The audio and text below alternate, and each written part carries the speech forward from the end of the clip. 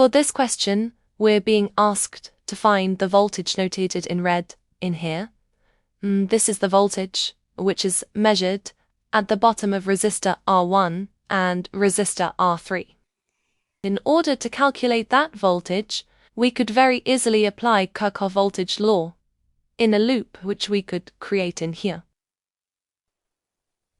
But in order to be able to apply Kirchhoff voltage law into that loop, we will have to have the values across resistor R1 and R3, which allows to think about voltage divider.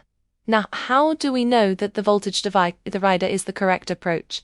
We have one resistor, R1, which we want to figure out, and that resistor R1 is in series with another resistor R2.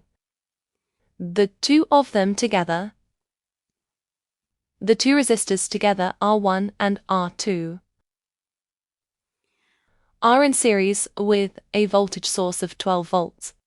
This allows to apply a voltage divider right here into that part, considering the total resistance, which is going to be the summation of resistor R1 and R2.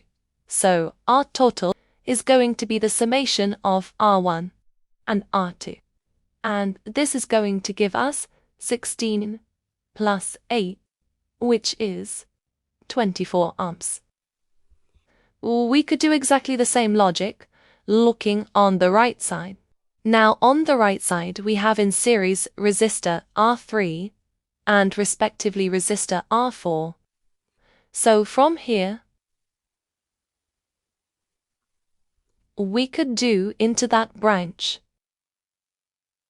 voltage divider again, but this time our total resistance will be across that branch R2, which is going to be resistor R3 plus a resistor R4, which is 4 plus 8, 12. Now, considering all of those, we could go ahead with the voltage divider and let's try to pull into perspective what we talked about. So concentrate very carefully on a voltage divider, which is going to take that part of the circle right now.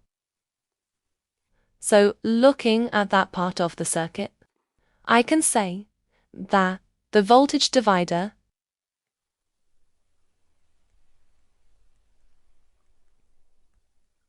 let me call it voltage divider 1, is a relation which comes between the voltage across resistor R1 towards the resistance of R1 being in the same ratio like the voltage of the source towards RT1.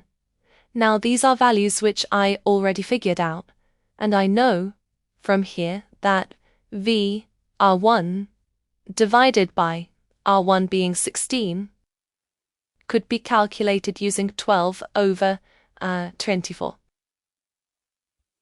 Okay, from here, VR1 can very easily be calculated as 8 volts. So one part is ready. The second approach is going to be exactly the same, but this time we're going to concentrate into a little bit different part of the circle. We're going to concentrate into those two series resistors and we will tie them up with the voltage source of 12 volt. So let's see, how are we going to apply the voltage divider no to this time? So voltage divider, second timer out,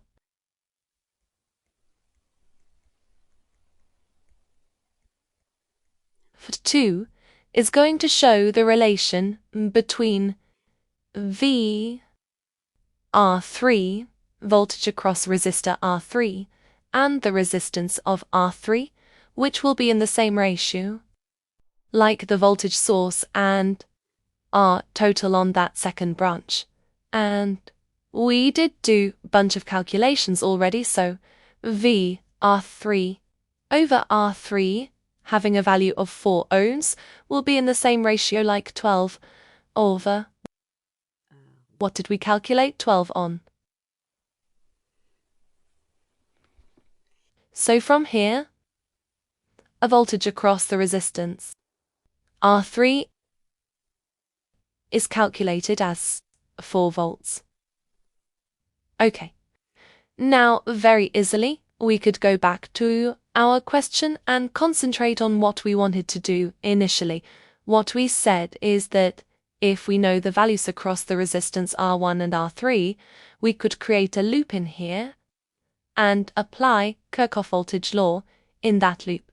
So let's track the Kirchhoff voltage law into that loop. So Kirchhoff voltage law into that new loop.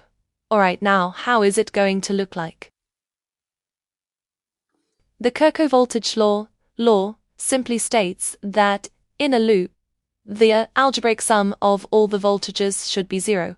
So if we track very carefully the polarities, we could create a relation of negative VR1, negative red V, and positive VR3 being a 0.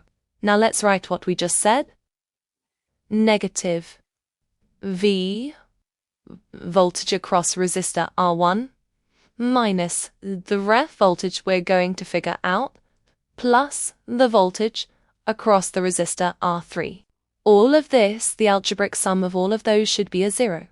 Now we bring our values negative 8 minus V plus 4 equals to 0, which gives a direct answer for the voltage V is 4 volts.